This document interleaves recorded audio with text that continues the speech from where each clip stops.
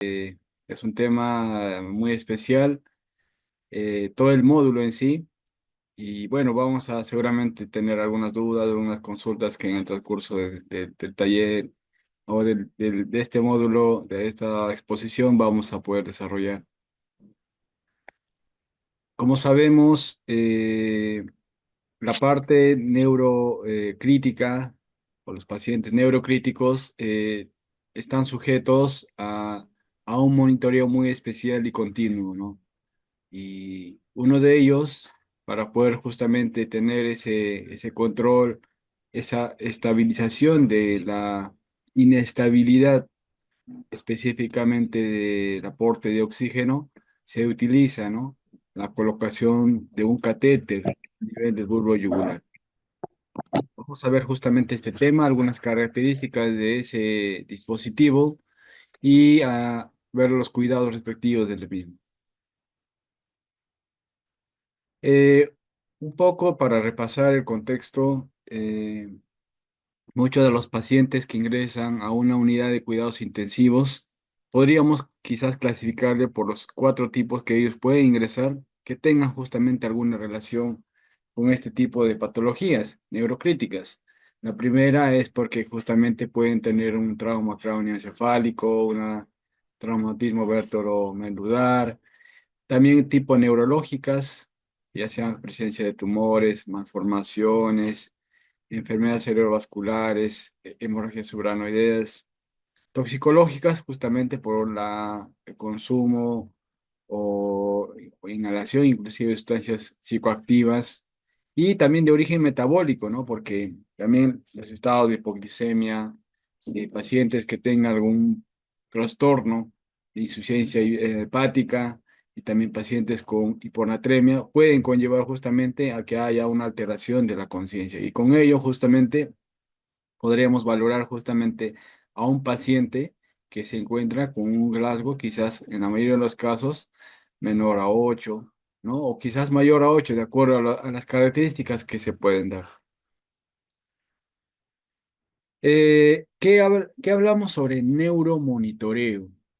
Neuromonitoreo justamente es el enlace de dos palabras importantes que tienen que ver toda la parte neurológica, que tenga que ver masa encefálica, la médula espinal, las ramificaciones que tengan que ver con ella, ¿no? Y justamente ver cómo se está realizando, digamos, la actividad funcional motora de este sistema. Entonces nosotros, al poder realizar justamente esta actividad, el objetivo de este punto es justamente ver cómo mediante, digamos, la observación, la palpación, la percusión y el uso de ciertos insumos, ciertos dispositivos nos permiten poder detectar de forma temprana y también evitar o reducir el riesgo de una lesión cerebral que en la mayoría de los casos es secundaria, muy aparte del origen principal que pueda tener que hemos visto al inicio, ¿no? Y que también estos repercuten justamente en la generación de una disminución de flujo de oxígeno, ¿no? Que conlleva justamente a la hipoxia a nivel cerebral y que al final puede conllevar a la muerte o a la presencia de zonas isquémicas a nivel cerebral, ¿no? También, como les mencioné, uno de los factores que puede conllevar puede ser a la disfunción metabólica y también que estos tanto los que he mencionado como la última parte, pueden conllevar, digamos, a un cambio del nivel de presión intracerebral, ¿no? Y que conlleva justamente ya en una emergencia que deberíamos actuar inmediatamente. Existen muchas estrategias para justamente ayudar al neuromonitoreo, ¿no? Estrategias que tengan que ver específicamente de que el oxígeno puede llegar de una forma continua, eh, constante a la parte encefálica. Eh, Factores tales como la temperatura, el nivel de hemoglobina, la concentración de electrolitos y con ello también el equilibrio ácido-base, trastornos metabólicos, como el caso de lo que es el consumo, la difusión y cambios de presiones intracerebrales, también las presiones arteriales a nivel sanguíneo, el nivel de glucosa que está relacionada con el nivel de nutrición que el paciente recibe, ¿no? También, digamos, la concentración de oxígeno a nivel arterial, digamos, el aporte que da a nivel pulmonar para justamente recibir la concentración ideal de oxígeno a nivel pulmonar y que ésta puede llevar justamente a la parte cerebral y también el control de edema, ¿no? Que justamente existe algunos dispositivos que justamente van a ayudarnos a controlar esa situación.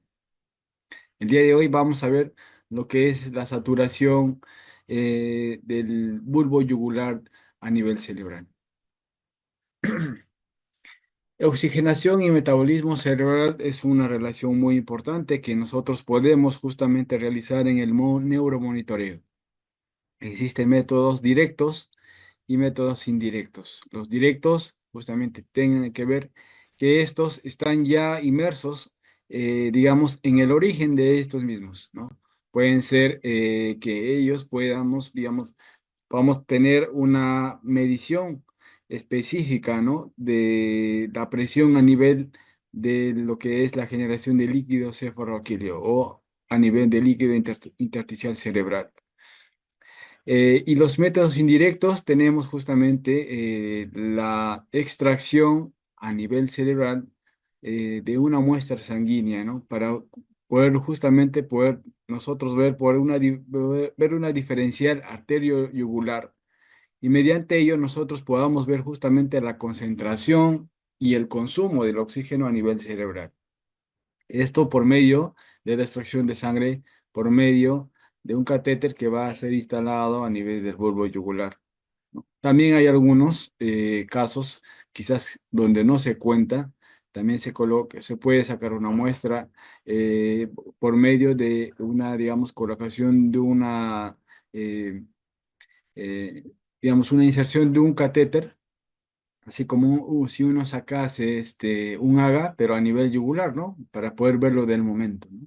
Pero si queremos uno, digamos, constante, necesariamente tendríamos que colocar el catéter yugular.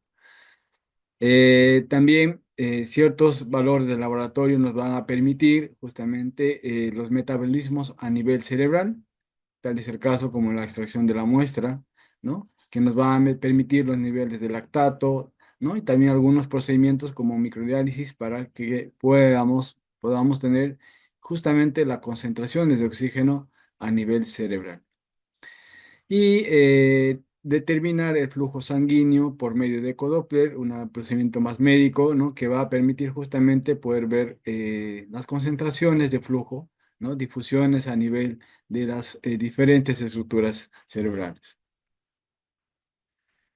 Entonces, en resumen, podemos tener ciertos procedimientos, tanto localizados o una forma general, ¿no? Como el caso de la presión intracerebral ventricular, ¿no? La saturación del bulbo yugular de oxígeno, la electroencefalograma, la presión de perfusión cerebral, que en teoría serían casi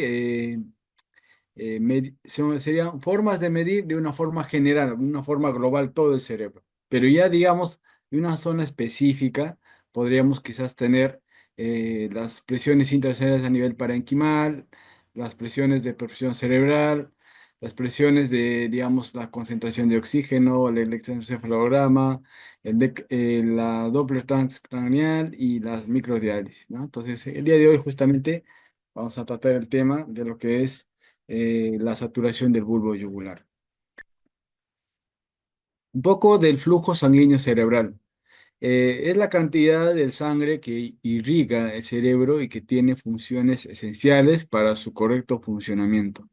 Nos vemos que nace, o no nace, sino que la yugular en sí tiene muchas ramificaciones que tienen que ver justamente del recojo venoso a nivel de todo el cerebro, ¿no? Y muchas veces de ello está pues, justamente a la nivel, digamos, del seno venoso central, ¿no? Donde justamente se filtra ya la concentración o digamos los desechos que podría inclusive tener la líquido cefalorraquídeo. Ellos son recogidos y llegan a nivel de la parte digamos, del bulbo yugular, sería como un pequeño bulto, no es necesariamente una estructura así como recta, sino tiene justamente un pequeño bulto, ¿no? Donde se llega a, digamos, a digamos, desfogar todo el contenido de la parte cerebral, ¿no? Muy abajo ya de ese bulbo ya existen otras ramificaciones, ya sean, digamos, de nivel cervical, maxilar y todo ello, ¿no? Entonces, justamente es en ese bulbo donde se ve la concentración de toda la masa encefálica que se podría haber tenido como consumo o difusión de oxígeno y todo ello. Entonces, ahí en ese punto es donde vamos a ver justamente aportes de ciertos nutrientes como glucosa, aminoácidos y oxígeno, ¿no? Van a permitir justamente retirar productos de desecho, como digamos la filtración de líquido cefalorraquídeo que se da en el seno central, ¿no? Y también va a ayudarnos a tener, digamos, que éstas puedan mantener ciertamente la temperatura al cual está siendo recibida digamos, el flujo a ese nivel. Entonces, la zona del bulbo yugular justamente recibe esa concentración, esa distribución de todo lo que es el retorno venoso, de todo el trabajo cerebral, y es ahí justamente donde se desea tener el aporte específico de los, digamos, valores para que nosotros podamos justamente interpretar si el consumo de oxígeno se está dando o no se está dando. El flujo sanguíneo cerebral se podría dar por varios determinantes, específicamente tres, ¿no? Lo que es la presión arterial media, la presión intracerebral y la resistencia que se podría llegar a tener. Como sabemos, por la teoría de Monroe-Kelly, entonces sabemos que existen estructuras donde si uno aumenta, el otro disminuye y así viceversamente. Seguramente lo vamos a ver en las siguientes ponencias. Pero a lo que yo deseaba indicar es que justamente la modificación del flujo sanguíneo, ¿no? También el cambio de la presión intracerebral pueden, digamos, conllevar justamente a repercutir en el nivel de resistencia, ¿no? Entonces, esto lo voy a explicar más adelante, pero especificar específicamente los determinantes del flujo sanguíneo cerebral. Vamos a ver algunos valores para poder tenerlo como referencia. Sabemos que el peso total de nuestra masa encefálica pues puede variar por la edad, el sexo, la talla, ¿no? Entonces regularmente está entre 1,35 a un poquito más de 1,5 kg del contenido del peso de la masa encefálica. En función a eso, el flujo sanguíneo cerebral, por cada 100 gramos de este tejido, más o menos fluye sangre entre 50 a 60 ml. Si hablamos de un promedio de 1,400, casi 1,5 kg, ¿no? Hablamos que regularmente fluye 750 a 840 ml, que en teoría sería pues casi entre el 20 y 30% del flujo sanguíneo total de todo el cuerpo, ¿no? Entonces, la diferencia arteriovenosa de oxígeno bordea los 62 ml. El consumo de cada 100 gramos de tejido encefálico es de 3,3 ml por minuto. Y si hablamos de todo el órgano, es casi 46 ml por minuto. Por ende, el consumo total de oxígeno a nivel corporal, específicamente, podría ser 18,4. El gasto cardíaco, como les mencioné, puede variar, inclusive puede llegar inclusive de 18 o puede ser en 15. El gasto cardíaco que puede justamente tener un aporte a nivel cerebral. El volumen por cada 100 miligramos de volumen de sangre es casi 4 ml y el volumen de sangre total por el órgano es 60 ml. Por ende, el porcentaje de volumen sanguíneo por corporal es 5 ml, 1,2 litros. Vamos a hablar algunos aspectos importantes sobre lo que es la saturación venosa yugular de oxígeno, algunos principios generales. Vemos la distribución, como les mencioné, esta sería toda la bóveda craneana, ya con un corte casi transversal del cerebro. Vemos aquí cómo está localizado. Vamos a poner aquí un ratito. Miren cómo está localizado aquí la bulbo yugular, ¿no? Veamos cómo está localizado el bulbo yugular. Y justamente tienes algunas ramificaciones que tienen que ver justamente de la parte central del cerebro, ¿no? Y llega aquí. Muy abajo de eso ya tiene algunas ramificaciones, como vemos aquí, de la zona mandibular, la zona cervical y todo ahí.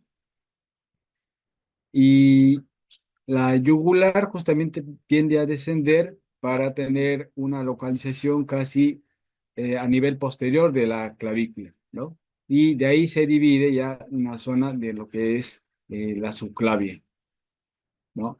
Entonces, la consulta sería, ¿cuál de las dos yugulares se escoge específicamente para que nosotros podamos tener un control específico de la concentración de oxígeno a nivel cerebral? Se elige específicamente la del lado derecho, ¿no? La del lado derecho, porque el lado izquierdo tiene más ramificaciones, ¿no? Tiene más ramificaciones en la parte distal o casi llegando a la parte del bulbo yugular.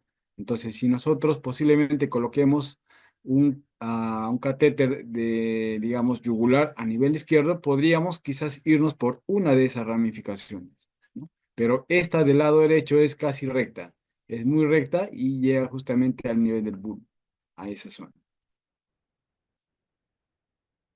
Vamos con la siguiente diapositiva.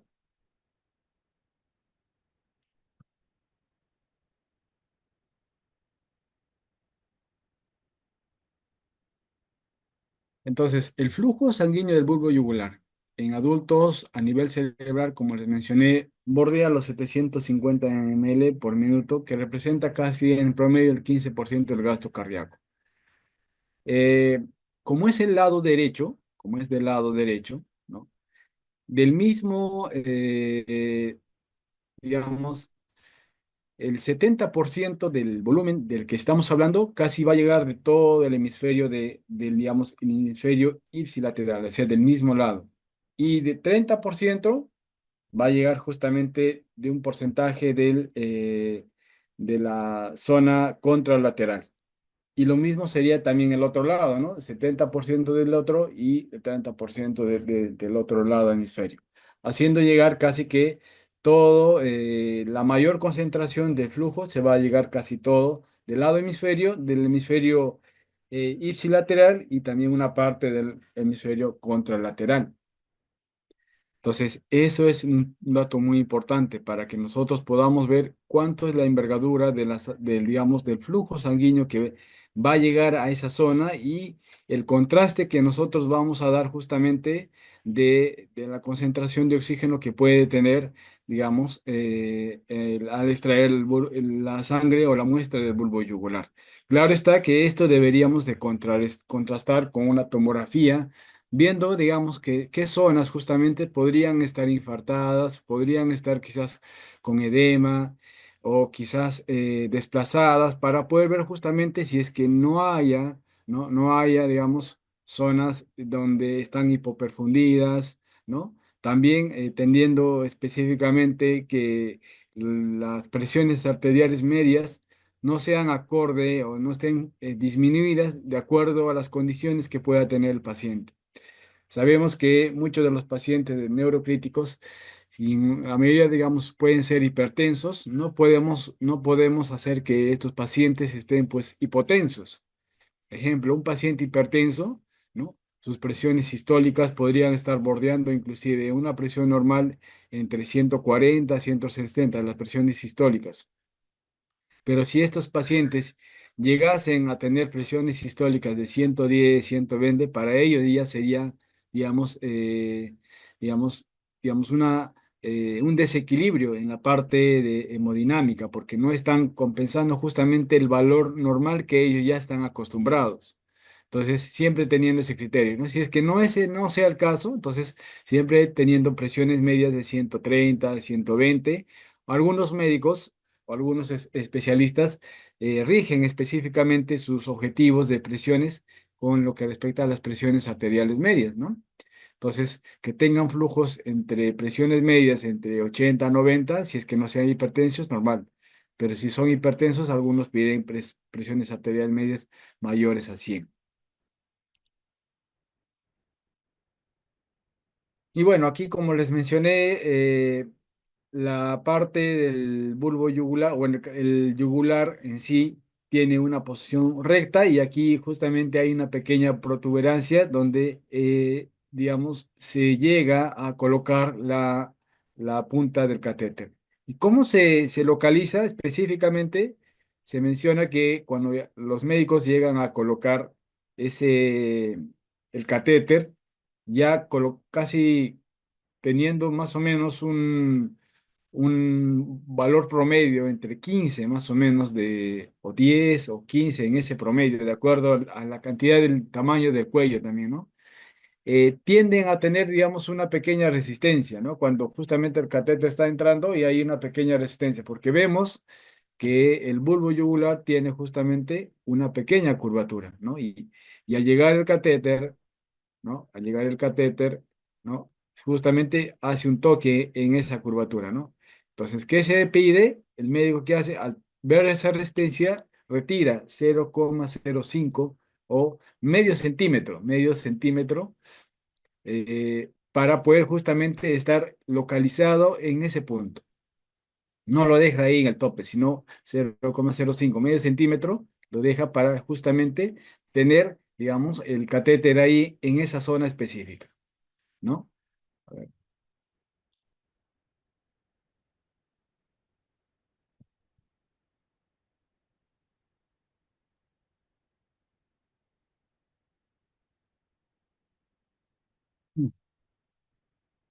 Ahora, vamos a hablar un poco sobre la inserción.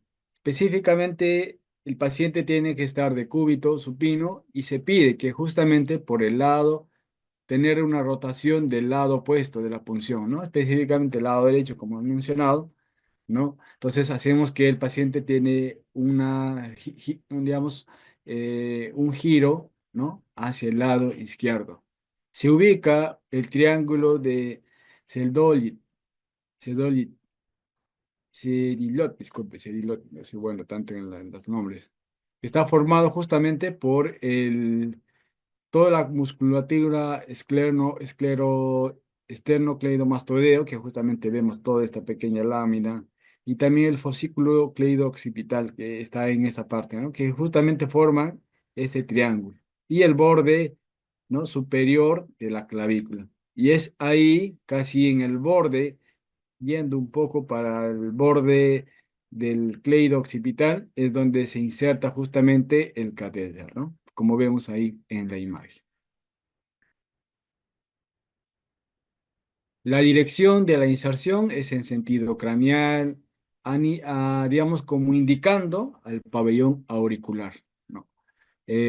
Como les mencioné, la inserción del catéter logra una leve resistencia al paso del bulbo yugular, donde justamente se puede retirar casi medio centímetro. Uso exclusivo es para la medición de la saturación del bulbo yugular.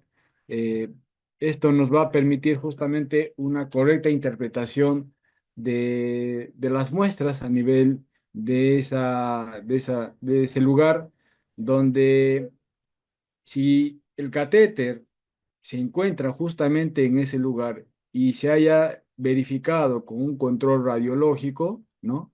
Va a permitir justamente que haya un sesgo entre 2 a 3% de sangre que se podría llegar a haber contaminado externamente con otro flujo. Ahora, ¿qué pasa cuando se encuentra a 1 centímetro por debajo del bulbo yugular, ¿no?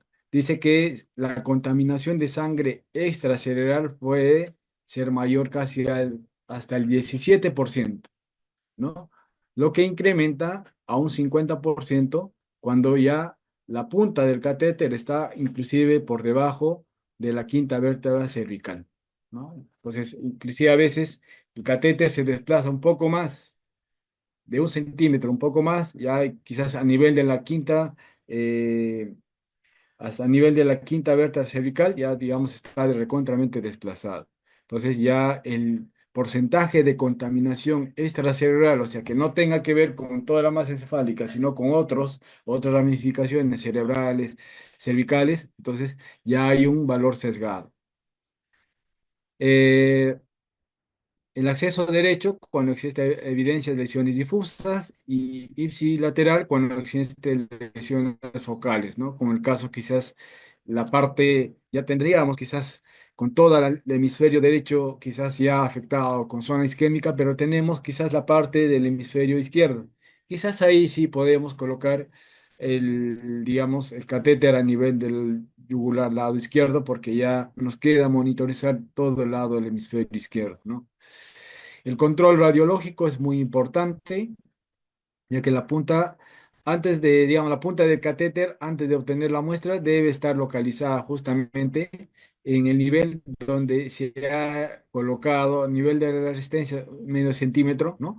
Y la punta debe estar localizada al mismo nivel y por delante de la apófisis mastoide, ¿no? El uso máximo que se podría dar este catéter es mínimo 5, máximo 7. Aquí vemos, ¿no? Más o menos eh, a nivel, ¿no? del bulbo yugular, vemos el catéter. ¿Dónde está?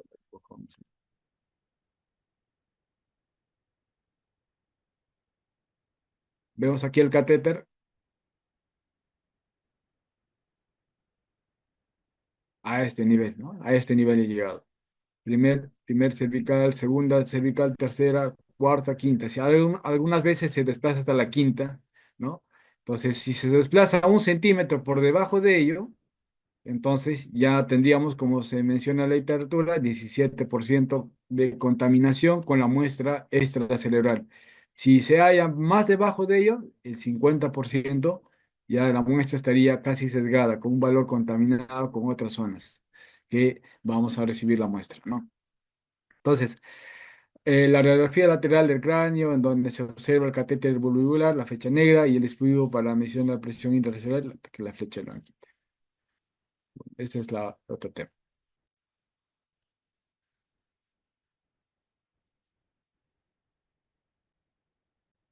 Aquí vemos también el catéter, cómo se ha colocado. Vemos la yugular, ¿no?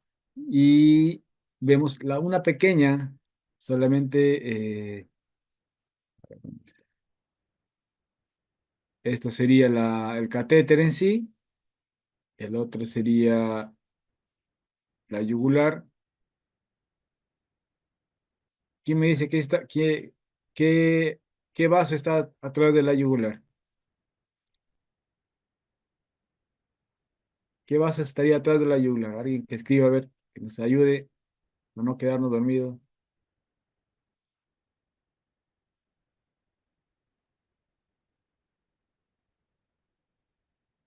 ¿Qué vaso estaría atrás de la yugular? O al lado de la yugular. Nadie es.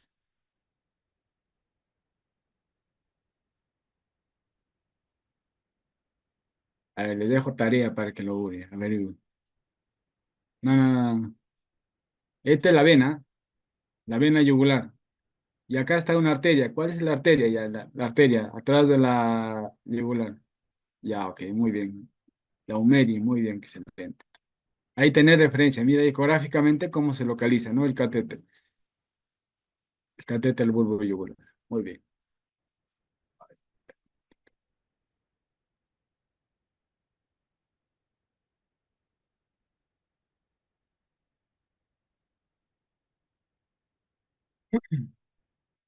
Eh, la colocación del catéter para la medición venosa del bulbo yugular consiste en la medición de la saturación de la hemoglobina en la sangre recogida en el bulbo de una de las venas yugulares internas, en este caso derecho, de forma continua e intermitente. La saturación venosa yugular de oxígeno. Esta refleja el balance del aporte y el consumo de oxígeno. Es como, digamos, una oferta y una demanda. La saturación venosa del bulbo yugular es una determinación indirecta del consumo cerebral de oxígeno. Es un determinante. Entonces, cuando decimos que el consumo, a ver, un ratito, por favor.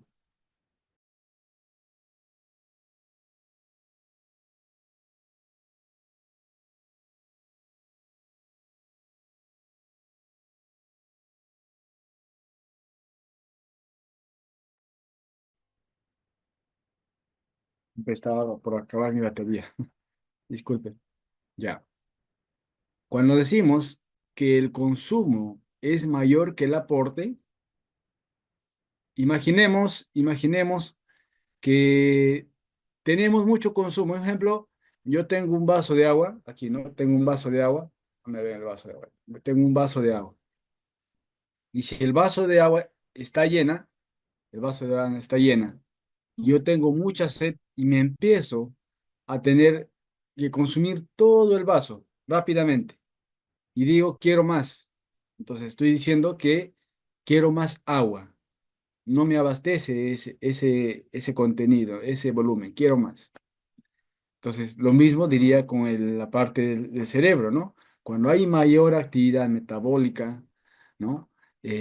Cuando hay mayor, digamos, actividad en el cual se quiere generar más energía a nivel cerebral, ya sea por proceso quirúrgico, por proceso inflamatorio, etcétera, ¿no? Entonces, el consumo tiende a ser mayor. ¿Y qué es lo que pasa? A veces el aporte es muy poco. Entonces dice, entonces el cerebro extrae más oxígeno del volumen de flujo sanguíneo que está en la muestra de sangre, que está recorriendo en la sangre. Por ende, cuando nosotros extraemos en esa situación, que vamos a ver que la concentración de oxígeno va a ser menor. Estamos diciendo que el cerebro está absorbiendo mayor oxígeno porque hay mayor actividad. También eh, pasaría lo contrario, ¿no? ¿Qué pasaría lo contrario? Cuando el aporte es mayor que el consumo.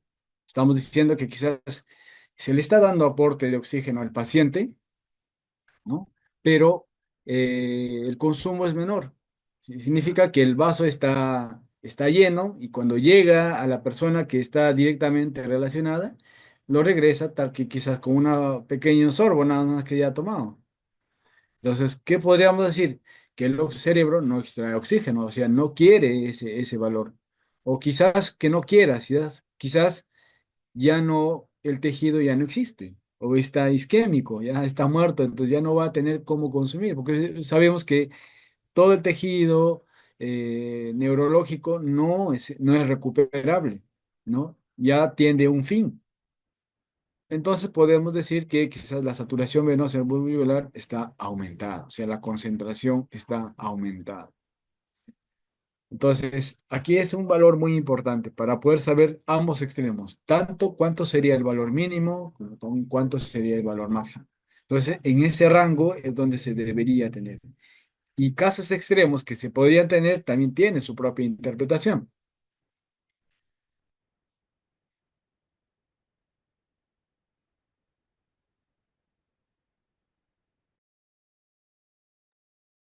A ver, ahora.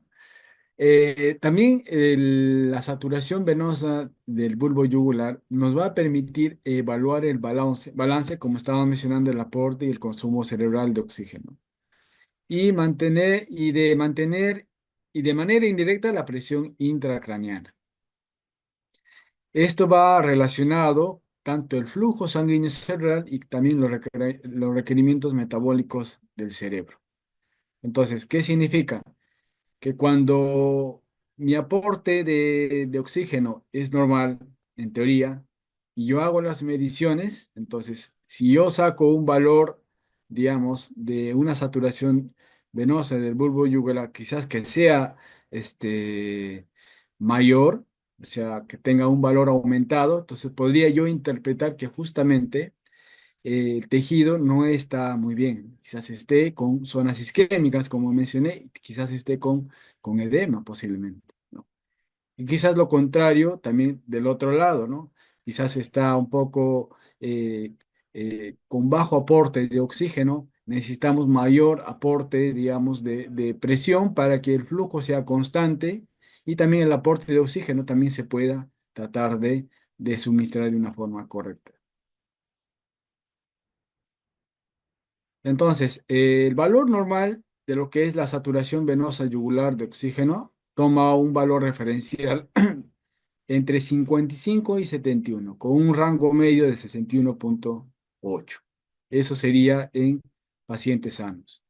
En pacientes que ya tengan alguna lesión cerebral, estos imaginemos sean traumáticas, isquémicas o una combinación de ambos, de origen metabólico, traumático, etcétera, ¿no?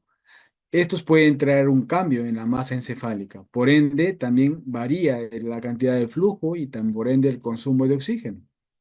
Por ende, pacientes que tengan, digamos, una lesión encefálica aguda, su valor casi en promedio, podríamos verlos ello en un valor entre el promedio 32 hasta 96, ¿no? Quizás tan extremos y tan altos a la vez. ¿Por qué? Porque podríamos ver los pacientes que quizás tengan mayor demanda de consumo o también como en el caso, pacientes que ya tengan una muestra, digamos, más encefálica, isquémica, que donde no hay consumo de oxígeno. También tenemos un valor que sí, quizás que sea menor de 50%, digamos, el valor de la saturación venosa yugular que sea menor al 50%, podríamos referir que esos pacientes tengan una hipoxia cerebral progresiva y que ya tengan una saturación menor del 20% y el daño isquémico es irreversible.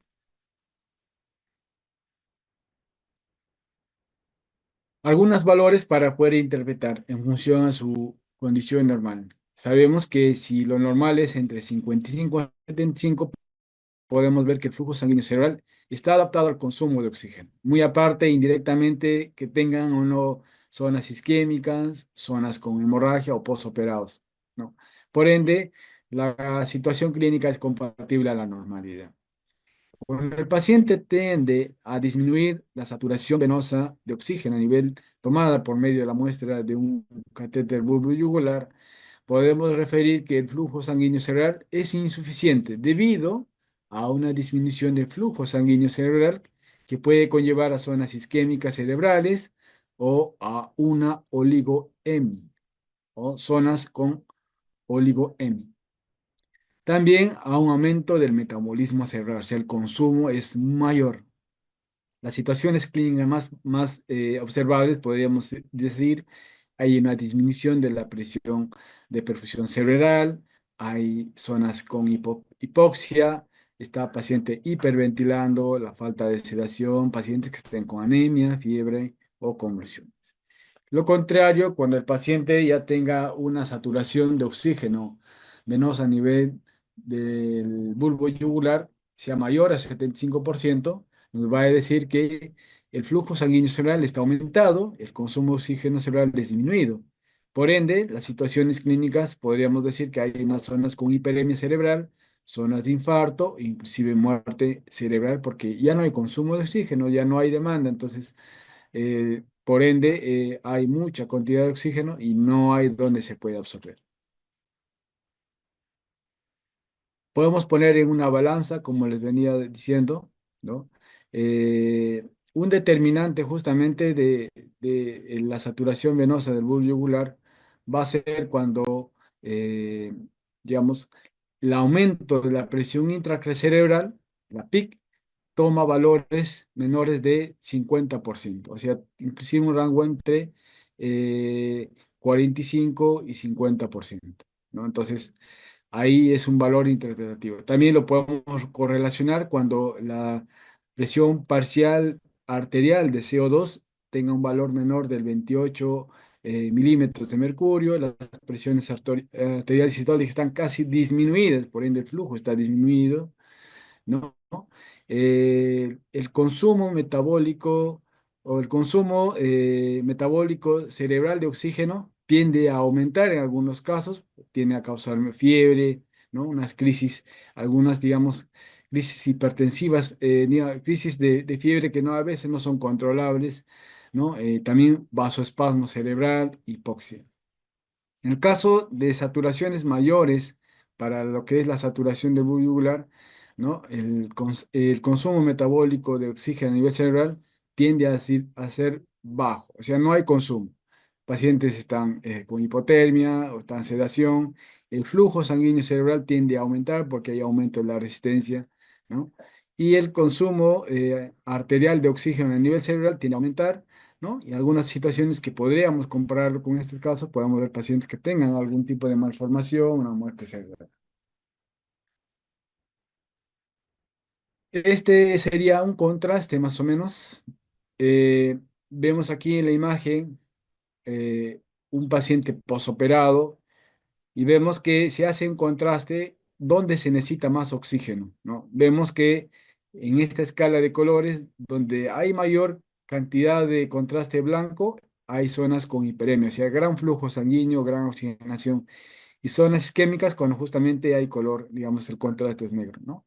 Vemos que justamente hay zonas con contraste negro donde hay, podríamos atribuir que justamente hay zonas, están zonas muertas, pero hay varias zonas que justamente podrían sí tener buen flujo sanguíneo, buen consumo de oxígeno, ¿no? Entonces, eso nos puede atribuir que hay presencia de zonas isquémicas en varias partes del cerebro y lo que se hace en la parte del neuromonitoreo es evitar que esas zonas isquémicas aumenten, ¿no? Aumenten y tratar de que la mayor cantidad de células neurológicas estén, digamos, óptimas para poder aún recibir la cantidad de oxígeno favorable para que al menos pueda tener una condición de recuperación al paciente de acuerdo a las quizás condiciones que posteriormente se podrán ir como secuela. Ya nuevamente en forma de resumen, un algoritmo de actuación frente a la detección del valor de saturación de oxígeno a nivel valvular debajo del umbral isquémico. Cuando la saturación sea menor al 50%, por algunos problemas técnicos se pueden ver que la punta, justamente como les mencioné, puedan estar casi disminuidas, o sea, puede estar por debajo del nivel la velocidad de la extracción. La parte de la extracción es muy importante, ya que el valor referencial para que nosotros podamos retirar la jeringa, es un ejemplo, es como sacar una muestra de una línea arterial, ¿no? En el caso de la línea arterial, cuando sacamos una muestra para AGA, la propia presión de la sangre tiende a poder botar o vencer la resistencia de la jeringa y vemos que justamente gradualmente, ¿no? La sangre retorna por sí sola, por la propia presión que genera la sangre arterial. Pero en el caso del bulbo yugular, ¿no? Evitamos justamente jalar. ¿Con qué objetivo? Que nosotros al jalar podamos jalar primero burbujas de aire y otro jalar, digamos, ciertas mezclas que puedan estar por debajo inclusive de la zona de inserción, porque estamos generando una presión negativa, entonces captaría todo el volumen que podían estar en esa muestra. Entonces, ¿cómo se jala? Regularmente se toma una jeringa. Una jeringa específicamente podría ser de 3 centímetros o 1 centímetro, ¿no? Para que nosotros gradualmente podamos retirar primeramente el contenido de todo el preparado, de toda la conexión, desde la zona de inserción hasta el catéter, ¿no? Hasta la punta del catéter, poder jalar levemente, ¿no? Se dice que podría tener una velocidad entre 1 a 2 ml por minuto. O sea, significa en 1 minuto ustedes pueden estar demorando, inclusive sacar un valor referencial más o menos de 1 ml, ¿no? Entonces, claro, esta muestra sí requiere un poco más de tiempo para poder extraerla. Casi ustedes jalando 2 centímetros estarían jalando casi todo lo que es el contorno del lumen. De todo, desde la punta hasta la zona de inserción, casi un valor referencial entre 2 centímetros en promedio. Una vez que ya vean que la muestra haya salido, Entonces agarran, o si tienen una jeringa heparinizada para muestras arteriales, o pueden ustedes preparar una jeringa de tuberculina de 1 centímetro, digamos, empaparlo con 0,05 de ml de solución heparina, ¿no? De la presentación que ustedes puedan tener, regularmente de 5.000 por ml, ¿no? Entonces, o hay algunos de 1.000 por ml, no hay problema. Cualquiera de las dos es válida, pero que no sea de la jeringa. Creo que estamos llevando inclusive un taller de lo que es la toma de gasometría. De la jeringa de tuberculina tiene uno, 2, 3, entonces le estamos diciendo 0,05 del nivel uno de la jeringa tuberculina, medio centímetro, medio nada más. Entonces empapan y insertan en toda la conexión que ya está, ya, digamos, extraíble de sangre. Ya le hemos sacado casi todo el contenido de combinación de líquidos de suero fisiológico con la sangre que ya hemos extraído. Una vez que hayamos hecho, y nuevamente nos demoramos en un rango entre 1 o 2 ml por minuto. Entonces jalamos levemente, levemente, levemente y extraemos casi un valor también de 1 ml que corresponde al valor de la tuberculina. Una vez que hayamos hecho ello, entonces si tenemos la jeringa eh, específicamente para lo que es la muestra de gases arteriales, lo llegamos a, quizás si es que vemos alguna burbuja, lo eliminamos y lo sellamos con, digamos, la tapa específicamente para ese propósito. O con la aguja, que ya vamos a tener la jeringa tuberculina, lo sellamos con una goma de Hebe, ¿no? Para que sea llevada rápidamente al laboratorio y se extraigan los valores que se pueda ver de lactato, digamos, de CO2 y el valor específicamente de lo que es la saturación de oxígeno de esa muestra. Entonces, después de ello ya nosotros podemos permeabilizar levemente el catéter, ¿no? Y lo ideal es que una vez colocada el catéter, ¿no? Esté siempre, digamos, permeable, siempre permeable. Entonces, ¿qué se puede hacer en ese caso?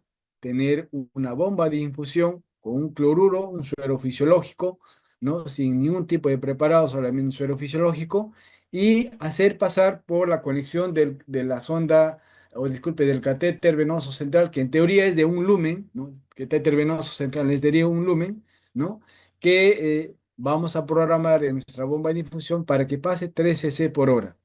Así, tal cual como si estuviese pasando una línea arterial con la bolsa perfusora, también vamos a permitir que por esa el catéter bulbo yugular pase 3 cc por hora para permeabilizar justamente y no haya coágulos en la parte distal y no sea un impedimento cuando nosotros, digamos, deseamos retirar. Y esto debe ser una técnica aséptica, lavado de manos previo, el calzado de guantes estériles, mandilón, de gafas, de mascarilla, ¿no? Para justamente mantener la esterilidad del catéter.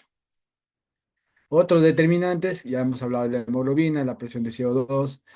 También factores que influyen en el flujo sanguíneo cerebral es la PIC, la PPC y la presión parcial de concentración de CO2 a nivel arterial. Entonces, cada uno de estos justamente pueden disminuir las demandas metabólicas de oxígeno. Las indicaciones que van a tener este procedimiento, la colocación de este catéter, van a ser en pacientes con traumatismo cráneoencefálico, donde nos va a permitir justamente ver la modificación o la presencia, el mantenimiento o quizás la estabilidad de zonas isquémicas y que no sean estas expandidas. Pacientes posoperados de neurocirugía o cardiovascular, justamente cuando ellos hayan sido intervenidos, ya sea por una evacuación de hematoma, etcétera, de acuerdo al criterio que se podría ver, o haya tenido una complicación en la operación. Otras, la evaluación de la integridad metabólica cerebral en el periodo de posparo cardíaco, evaluación de vasospasmo asociado a hemorragia subaracnoidea por ruptura de neurisma, valoración de la reactividad vascular cerebral, diagnóstico de fístula carotidia y cavernosa postraumática. La extracción, como les mencioné, catéter colocado por debajo del bulbo yugular puede contaminarse con sangre extracraneal y los resultados pueden ser falsamente altos, ¿no? O tener un valor sesgo. Catéter es insertado a 2,5 centímetros dentro del bulbo yugular. La contaminación puede extraerse por sangre extracraneal, se minimiza justamente cuando hacemos el procedimiento que les mencioné. La presión negativa excesiva durante la extracción de sangre puede contaminar sangre de la vena facial o de la sangre sistémica. La extracción es lenta, un valor promedio entre 1 a 2 ml por minuto, ¿no? Y eso va a disminuir el riesgo de contaminación con otras muestras extracerebrales. También va a ayudarnos a poder tener quizás, según la interpretación, un diagnóstico temprano de la presencia de zonas isquémicas, ¿no? Ya sean estas intracraneanas, focales o sistémicas. La ayuda del ecodoppler para poder ver justamente, una vez identificado algún foco isquémico, ¿no? Verificar si es que según el valor interpretativo se haya dado que quizás el valor está disminuyendo. Entonces hacer un ecodoppler para ver que quizás esa zona haya aumentado, digamos, de hipoperfusión, ¿no? O y ver que quizás haya una necesidad de mayor aporte de oxígeno. Monitorización de la supresión de la actividad metabólica y eléctrica, ¿no? Entonces, en ese caso, se debería administrar para poder ver específicamente que no haya actividad eléctrica porque hay un riesgo de aumento de isquemia, la administración de algún barbitúrico, ¿no? Y la hiperventilación inducida para justamente favorecer a la concentración de oxígeno en esas bandas. La medición de la saturación venosa del bulbo yugular en neurocirugía y cirugía cardiovascular es casi importante, casi es un procedimiento que va acompañado en este tipo de procedimientos, ¿no? En el caso de eventos de saturación, cuando los pacientes han tenido un tipaje aneurisma, ustedes saben, pueden a veces tener zonas isquémicas, entonces quizás haya habido sangrados en gran cantidad, entonces se indica la colocación de un catéter bulboyugular para la medición del nivel de oxígeno a nivel de esa zona, ¿no? También en pacientes postoperado cardíaco con derivación cardiopulmonar que hayan tenido justamente efectos de modalidades no fisiológicas de perfusión. Sabemos que estos procedimientos han sido en la mayoría, digamos, sacados externamente de la circulación y por la condición que no es temperatura normal, entonces al poder volver justamente este cambio de temperatura por estos procedimientos traen un aumento o un desequilibrio del flujo por el cambio de temperatura, por ende podemos ver quizás haya causado, ¿no? algún desequilibrio a nivel cerebral. Ya para terminar, vemos aquí un pequeño algoritmo. El valor referencial 55 a 75, tenemos que tener en esos valores. En ambos campos podemos ver que las presiones intercerebrales pueden estar aumentadas y disminuidas, ¿no? Entonces, si están con una presión intracerebral menor de 20, deberíamos valorar con un electroencefalograma y mantener valores de saturación CO2 y que nos va a permitir también poder tener la presión de perfusión cerebral mayor de 70, a lo cual se puede considerar el uso de coloides inotrópicos, ¿no? Transfusiones sanguíneas para ver hematocritos bordeando casi los 30, inclusive sedantes. Y si ya teníamos pacientes con saturaciones menores del 55% en esta mezcla sanguínea, ¿no? Puede tener inclusive pacientes con presiones intercerebrales mayores a 20. Se pueden deber justamente a patologías evolutivas que pueden conllevar a obstrucciones a niveles de alguna zona cerebral, ¿no? Se puede considerar en caso de pacientes que tengan este tipo de patología, contrarrestar o comparar con tomografías que van a permitirnos justamente dónde son esas zonas que justamente están generando la presión intracerebral. Para ello, es importante poder mantener, al igual que en el otro caso, saturaciones óptimas, las concentraciones de CO2 dentro del rango normal y mantener las presiones de presión cerebral mayor 70, ya sea con el uso de inotrópicos, coloides, inclusive el uso de barbitúricos, ¿no? Para justamente disminuir la presión intracerebral, inclusive uso de soluciones eh, hiperosmolares, el manitol y también la pseudoanalgesia en algunos casos. En el otro caso, si las saturaciones son mayores a 75, puede también haber pacientes que tengan las presiones intracerebrales menores de 20. Entonces no requieren un tipo de acción porque aquí está recibiendo muy buena la oxigenación y la presión está normal. Entonces, en ese caso sería solamente titular la fracción inspiratoria de que está recibiendo. Pero, ¿qué hay con el caso que tiene la saturación mayor a 75, pero con una presión intracerebral mayor de 20? Hay que ver justamente las posibles causas en el cual las concentraciones de CO2 están siendo variadas, la tomografía también es importante y la administración de sedantes, ¿no? Y también poder quizás poder ver opciones de tomografía, entre otras.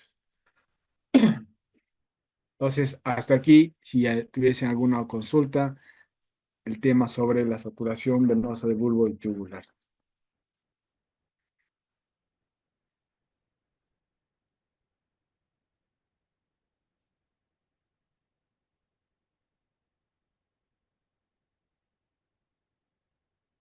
Presente, si tuviesen alguna consulta.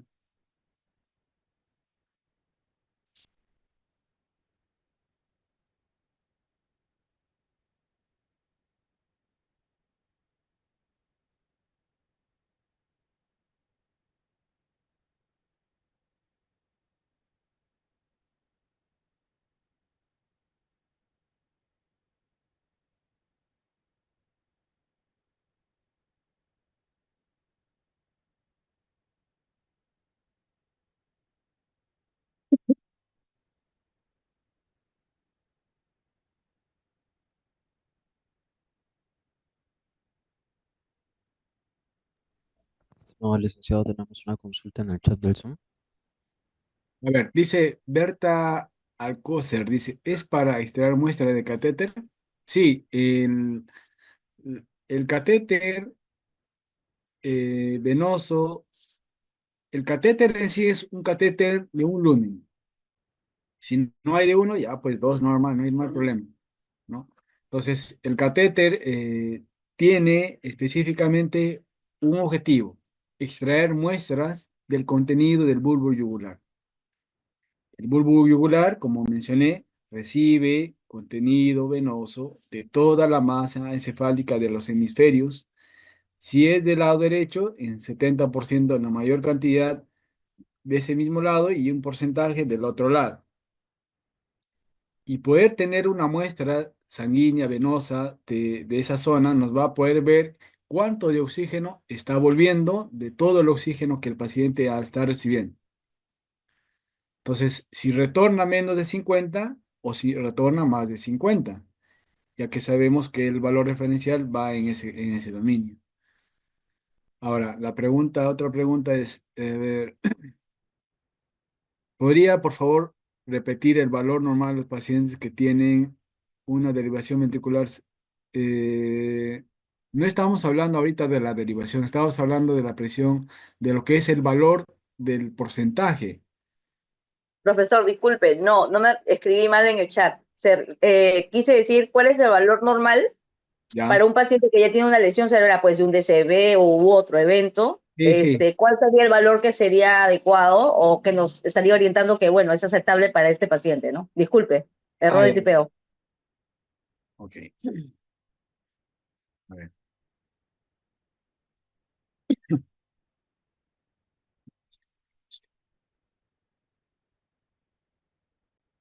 Miren, con esta figura quiero mostrar a la compañera que está haciendo la pregunta.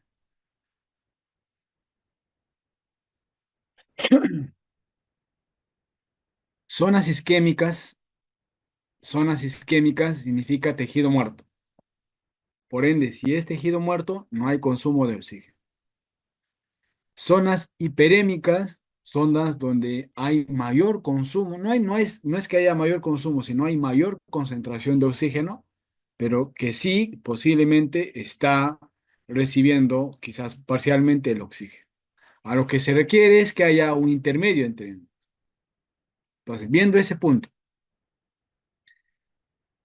el valor referencial de cuánto de oxígeno va a recibir mi paciente va a depender de cuánto va a ser el, digamos, el daño o la presencia de zonas isquémicas va a tener el paciente.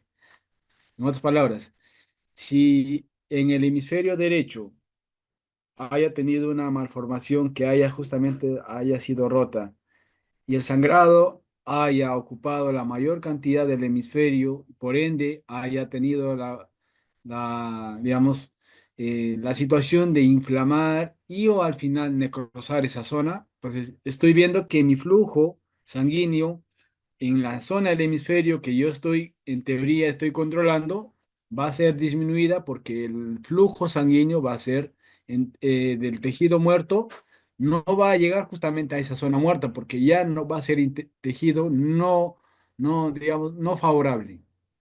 Por ende, la saturación de oxígeno posiblemente podría estar aumentado porque ya hay menos zona de tejido que perfundir, ¿no? Entonces, si haya mayor concentración, o ya haya una mayor concentración de saturación de oxígeno, por ejemplo, más de 50, me está dando a entender que hay tejido muerto, posiblemente que ya no hay necesariamente que perfundir. Y eso yo voy a contrarrestar o voy a compararlo con una tomografía.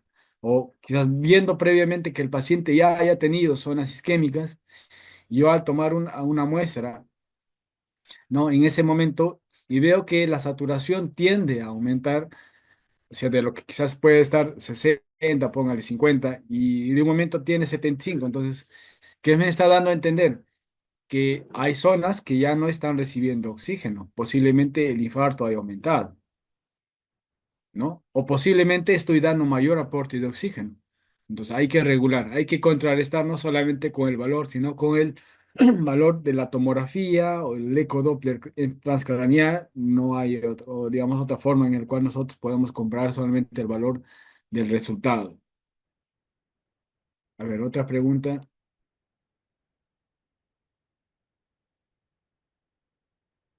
Ah, ¿o se puede administrar algo más? ¿Es para extraer muestra o se puede administrar? No, no, por ese catéter no se puede administrar, solamente sirve para extraer sangre.